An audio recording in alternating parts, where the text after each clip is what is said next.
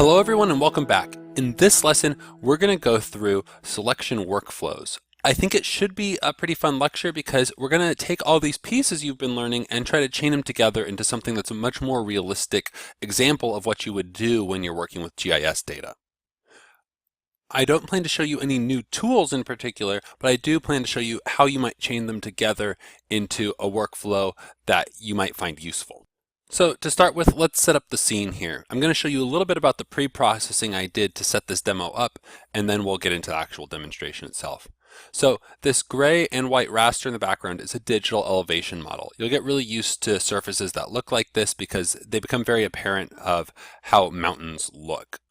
The white area is higher elevations and the dark area is lower elevations. So we have kind of this big valley running through here.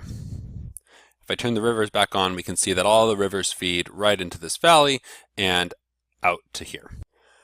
Now, the pre-processing I did, I first generated a slope raster from that elevation raster. And that looks kind of crazy from here, so let's zoom in so you can see it a little better. And the red is areas of higher slope and the green is areas of lower slope. So that valley is a lower slope area. I then thresholded the slope raster into two separate rasters, one where the slope was less than 10 degrees and another where the slope was less than 5 degrees. Because what I'm trying to do is find these kind of flat-ish low-lying areas. My end goal is to find the portions of the river that flow through these larger low-lying areas. Next, I converted each of those to polygons, and I tested each different set of polygons for this demonstration, and we're going to end up using the slope where it's less than 5 degrees set of polygons that I generated from all this previous data. So I'll go ahead and turn the rest of that off now, and that way things will render faster. And I will zoom to the streams layer. Now, in this workflow, what I want to do is I want to find all the streams that are in these kind of flattish low-lying areas, and what we're going to need to do based on this workflow, we might do it differently if we had a different set of data, but what we're going to do in this workflow is we're going to select all of the portions of slope that are less than 5 degrees, and then we're going to select the segments of rivers that intersect them with select by location, and then we're going to use interactive selection to clean up our selection and make sure it represents what we're looking for. That's the workflow that chains together these three major types of selection.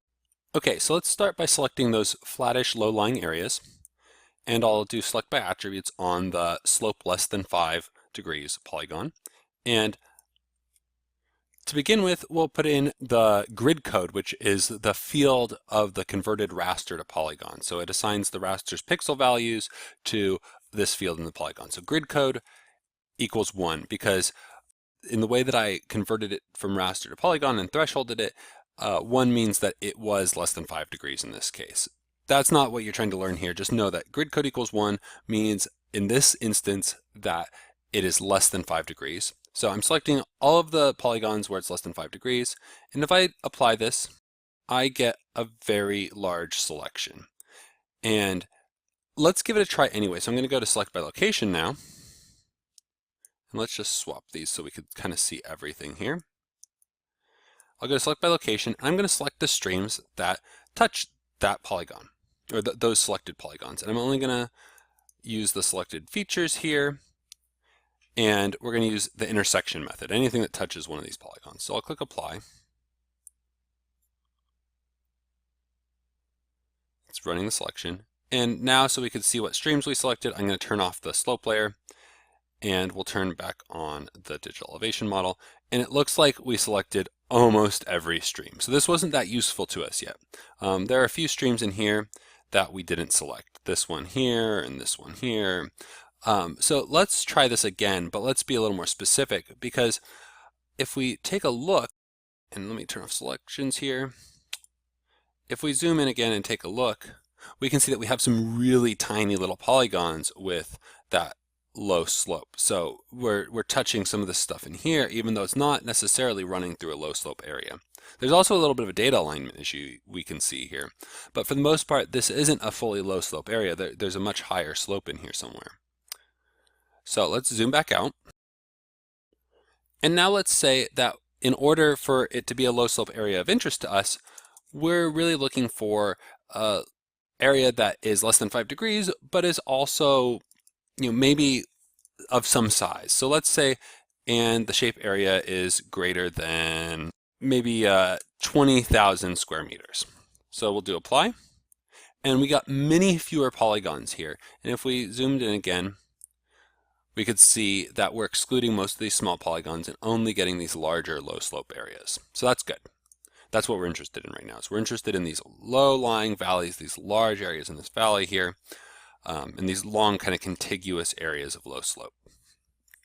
And if I run select by location again, so select features from the streams layer, using the 205 selected features, I click apply, and then once again, let's turn off the slope layer. And that's better. That's much more what we're interested in this case. We're getting the streams as they flow through this valley, but we're not getting all this kind of highland stream area here. Now, depending upon what I'm using this for, I can do a different set of cleanup on this selection that I have. If I'm looking for kind of a cartographic representation of the main portions of the stream, I might want to add some things and remove some other things here. But if I'm looking for a specific analysis, I would need to match whatever criteria I had for that analysis and go add things that maybe weren't represented in the data, but that I know to be true about the rivers here. So in this case, let's say I was using this as a first cut at kind of a main streamline layer so that I could use for just cartography that I could represent on a map.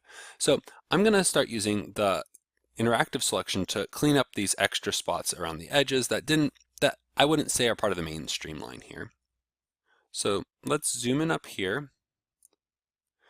And to begin with, I'm gonna go to selection type, remove from current selection, and I'm gonna remove these spots around the edges that aren't really part of that main streamline. And I'll zoom out a bit and go do the same over here. And these streams that are kind of highlands, they're not connected to the main stem here. And I can just say, you know what, these aren't an important part of my cartography features here. And do that again. So I'm kind of cleaning my selection for whatever my purpose is in this case. And once again, if I was using this for analysis, I'd need to make sure that I'm meeting some measure of my analysis. I'm not just trying to create data that fits some preconceived notion of my analysis. I need to make sure it fits the actual need I have for the data. And then in here, we're missing some parts that are main stem because this long segment of river looks like it's a main stem to me, but it's not getting connected to the rest of it. So it's probably a higher gradient area, or maybe my data alignment wasn't good. So what I'm going to do instead in this area is I'm going to add in those main stem features so that they get represented on my map too. So I'll switch my interactive selection method back to add to current selection, and I'm just going to kind of select these features one by one until I get connected to the rest of that main river, and I'll also fill in this little gap in here. And now we have a full set of features here that is kind of a contiguous main portion of the river. If I wanted to refine this further, I could join in some attributes to the streams and select streams that met other criteria. I could also spend much more time on this extra selection phase, and remember that I can go do additional work with the selections by switching to the list by selection mode. And now let's just make sure that it's what we want. Before we delete our selection, let's confirm that this is the selection we want. So I'm going to right click, go to selection, and I'm going to create feature from selected layer. And then I'm going to turn off the streams layer so that we could just see what the new layer looks like before we do any additional exporting or work on it. And now I could kind of validate this against whatever I needed. And if I wanted to make corrections, I could turn this off and turn this back on and go work with the selection again. And then if I was done, I could right click on either of these and save it out to a new layer. So if I go to export data on this one, there's no selection on this because it's a layer created from a selection, and I could export it and it'll export all the features. If I did the same thing to this one, remember that by default it exports only the selected features up here. And so again, I'm exporting basically the same data here to a permanent data set on my hard drive.